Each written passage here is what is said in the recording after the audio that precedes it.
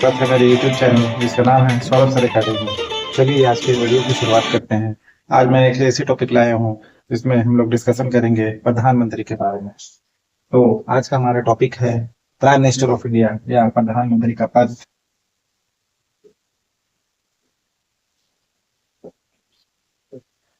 प्रधानमंत्री जिसे इंग्लिश में हम लोग प्राइम मिनिस्टर कहते हैं।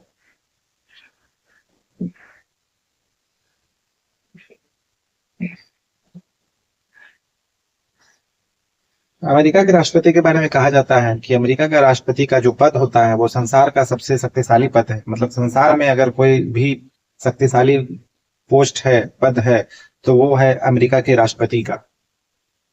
ठीक उसी प्रकार से भारत के प्रधानमंत्री के बारे में कहा जाता है कि भारत में अगर कोई शक्तिशाली व्यक्ति है तो वो है भारत का प्रधानमंत्री।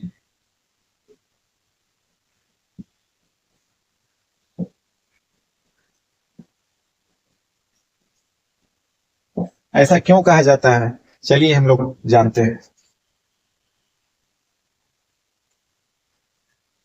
हमारे देश में सरकार के 3 अंग हैं। पहला लेजिस्लेचर, दूसरा एग्जीक्यूटिव और तीसरा जुडिशरी।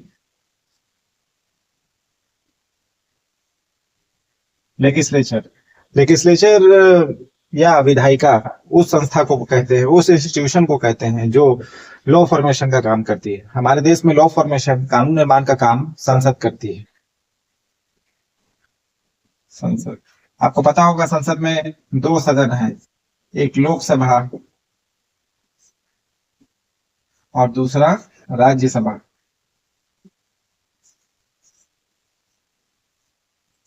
लोकसभा जनता का प्रतिनिधित्व करती है, इसलिए लोकसभा को शक्तिशाली सदन कहा जाता है।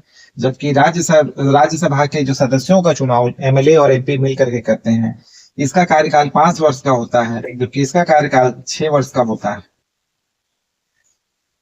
लोकसभा शक्तिशाली इसलिए है क्योंकि जनता के द्वारा चुने गए प्रतिनिधि प्रत्यक्ष रूप से लोकसभा में जाते हैं। हमारे देश में लोकसभा की 543 सीटें हैं। लोकसभा में पक्ष और विपक्ष होता है।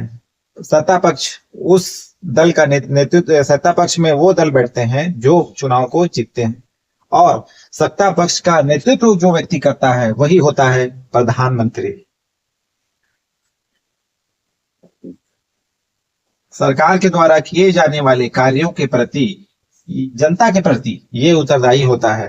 सरकार कोई भी काम करे उसके लिए इनको सदन में जवाब देना पड़ता है, और इनका सदन में विश्वास प्रस्ताव रहता है। विश्वास,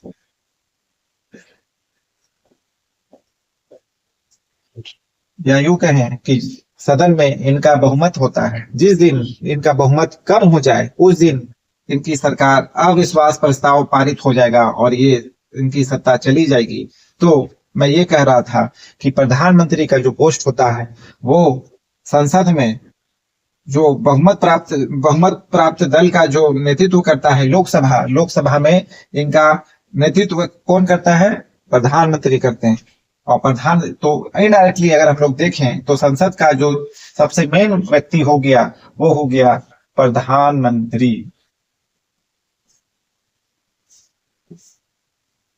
देश में किसी प्रकार का कानून बनाना है, कानून को लागू करना है, ये सारे दारोमदार सत्ता पक्ष के पास होता है, और सत्ता पक्ष का जो नेतृत्व करते हैं वो है प्रधानमंत्री।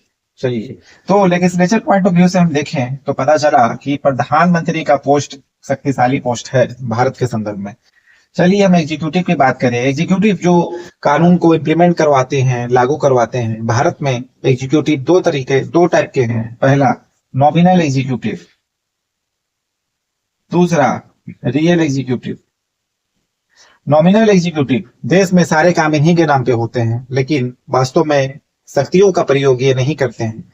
हमारे देश में नॉमिनल एग्जीक्यूटिव राष्ट्रपति को कहा जाता है, जबकि राष्ट्रपति की सारे शक्तियों का इस्तेमाल जो व्यक्ति करता है उसको हम लोग रियल एग्जीक्यूटिव या वास्तविक कार्यपालिका हिंदी में कहते हैं। प्रधानमंत्री वह व्यक्ति है जो राष्ट्रपति की सारी शक्तियों का इस्तेमाल करते हैं। राष्ट्रपति कोई भी काम करने उससे पहले वो प्रधानमंत्री की सलाह भी लेते हैं।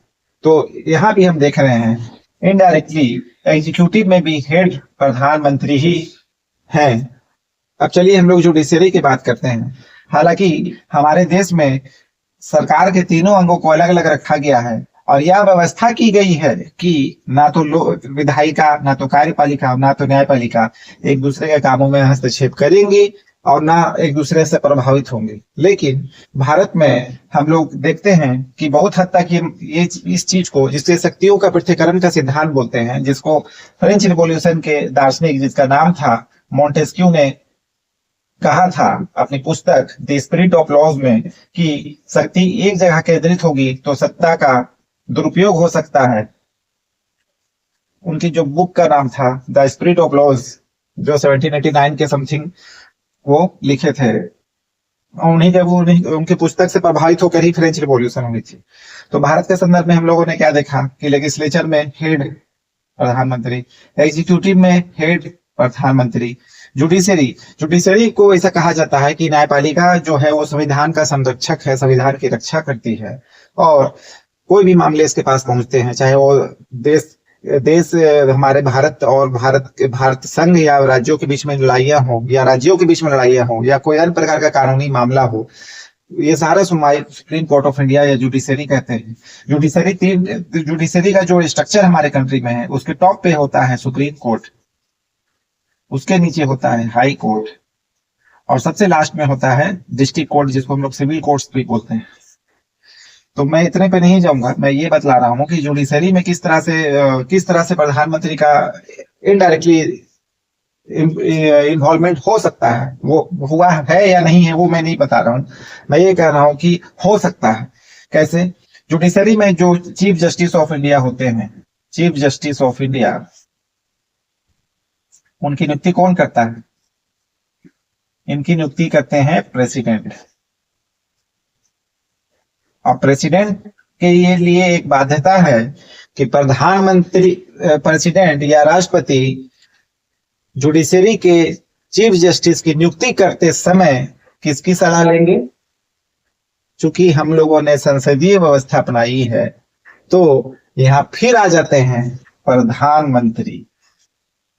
तो इनडायरेक्टली मैं ये नहीं कह रहा हूं कि ये भारत में हो रहा है, मैं ये कह रहा हूं कि ऐसा प्रावधान है कि ऐसा हो सकता है।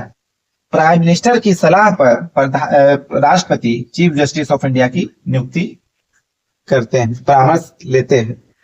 तो इनडायरेक्टली हम देखें तो यहाँ पर भी प्राइम मिनिस्टर ऑफ इंडिया शक्तिशाली पोस्ट नजर आ रहा है। तो हम कुल मिलाकर ये कह सकते हैं कि प्रधानमंत्री वह धुरी है जिसमें पूरा भारत का लोकतंत्र जिसके इर्द गिर्द घूम रहा है, पूरे भारत का शासन जिसके इर्द गिर्द घूम रहा है। तो आपको वीडियो कैसा लगा जरूर बताइएगा। अगर वीडियो पसंद आया तो लाइक कीजिएगा, चैनल को सब्सक्राइब कीजिएगा। आज के लिए इतना ही रखते हैं। धन्यवाद, थैंक यू।